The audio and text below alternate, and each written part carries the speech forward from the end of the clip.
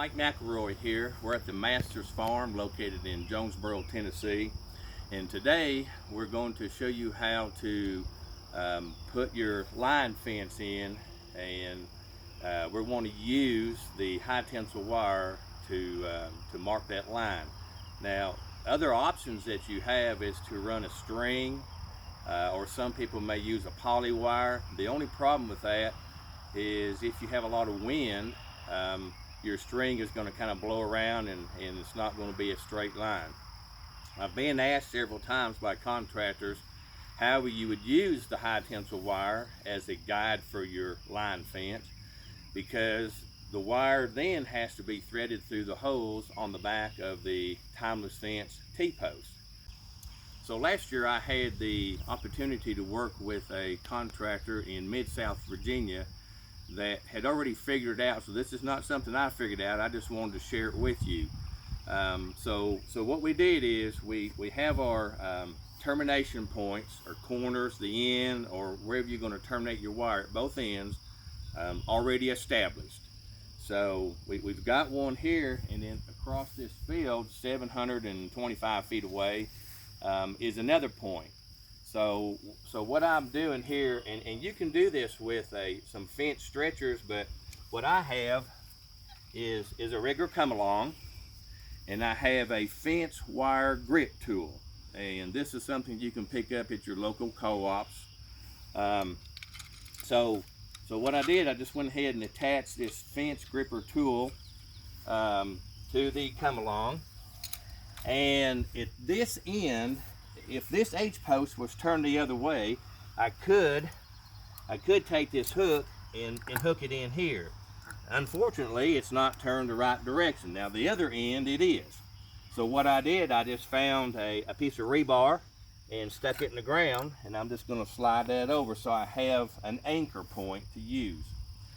Now, all that I need to do is come here and attach my wire. I want to make sure that my cables are running nice and straight. And this tool, what you do is you can hold your wire in one hand, open this up, and just lay the wire in that tool right there. And so that grips the tool. And we're ready now to just take our come along and go ahead and tighten up this wire. And like I said, it is, there's another come along at the other end.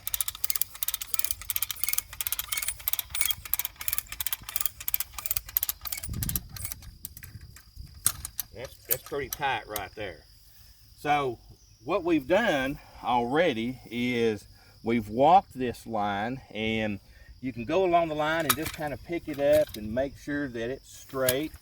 If you have dips and hills or rises, those are some things that you'll have to take into consideration. If you have a dip, you can take a piece of rebar and put a hook on it, drive it in the ground. You know, if your wire is way up high, on the rises, it's not going to be much of a problem, but the dips you will need to do something so you can get your wire down on the ground. So now we've established a straight line for our line fence. Now in this situation, we are doing a 2-strand high tensile cross fence. All right, now that we have our spacing established, we've come in and we have drilled a pilot hole 12 inches deep.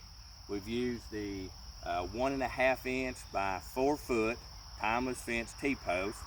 We've driven that in the ground 12 inches, so we have 3 foot of post above the ground. And we've done that for this whole entire section. Now that we have this established, the next thing that we're going to do is release the tension off of the come along, and we're going to walk to the center of this 328 foot stretch, and we're going to cut our wire, and then I'm going to show you how you can thread in one direction back to your termination point, and then take your other wire and go the other way through all the holes in your T-post to your termination on the other end, and then you come back in the center with a strainer and tighten your wire up, and you've got your first wire installed. Okay, we're in the center of our pull, our 328 foot. We're in the center, so first thing I'm going to do is I'm going to cut our wire. And now I'm going to take the wire from my right and I'm going to go to the left. And I'm going to start threading through the top hole of my T-post. And I'm going to work my way all the way to the far end, and then I'm going to put a gripple on the end.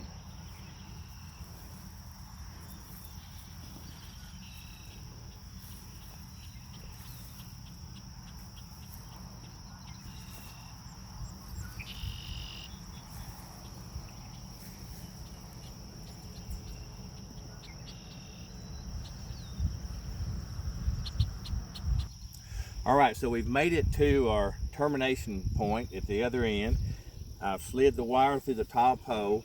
Now all I'm going to do is slide a gripple on there, and I'm done.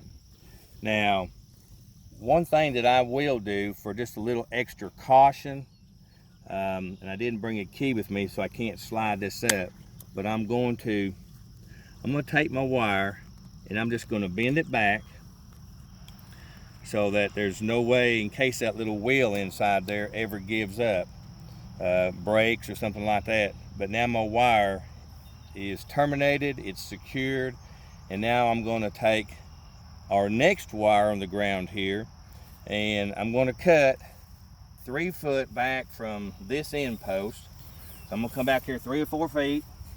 I'm going to cut the wire. Now I'm going to walk to the center, and we're going to walk the other direction and do the same thing and terminate this wire at the other end. Okay, I'm back in the middle of my stretch. I laid my strainer here just to show where I'm going to tie these 2 wires together. So now I'm going to pick up the wire that I just cut at the other end to my left. I'm going to walk to my right, and I'm going to thread it through all these T-posts until I get to the H-post at the far end.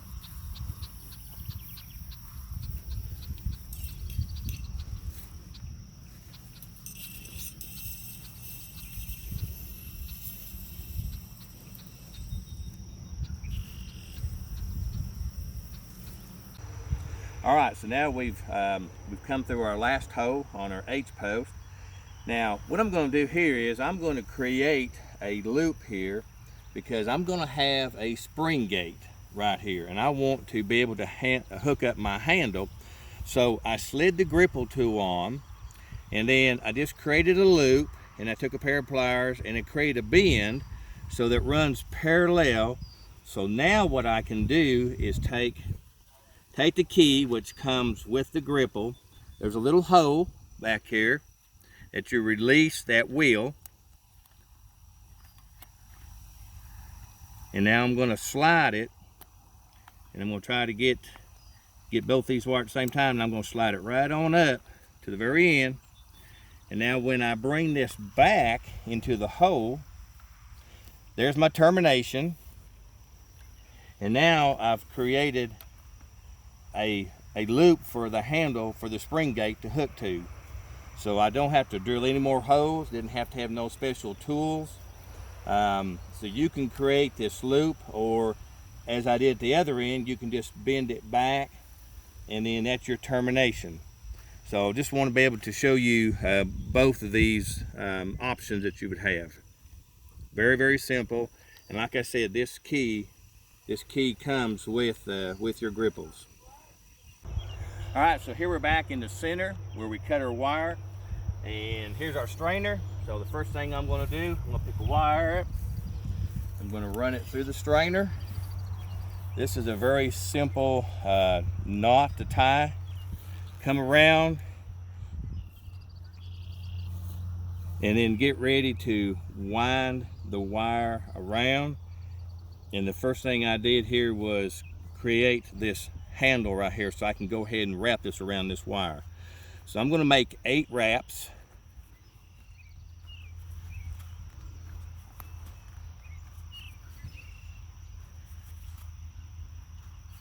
Okay, I'm going to bring it up. I'm going to turn it where it's perpendicular to my wire, and I'm just going to crank it off, and it breaks right off. Makes a nice clean cut. There's not a sharp edge on this wire right here. This makes a fantastic, good clean cut. our other wire now we're going to put on the end of our ratchet. We're going to run the wire through the hole, run it up, and one of the easiest things to do is take a pair of pliers and just put a little hook on there, so when you release that, it catches itself. Now, with your hand, you can go ahead and start winding your wire up before you have to use a tool. There's several things you can use. An adjustable wrench. Takes a 5/8 open end wrench right here, and that's what I have. There is a handle that is made specifically for that, but I've got a tool here, a 5/8 wrench, and I'm just going to start out here. I've got some extra wire. I'm just going to let it pull me in.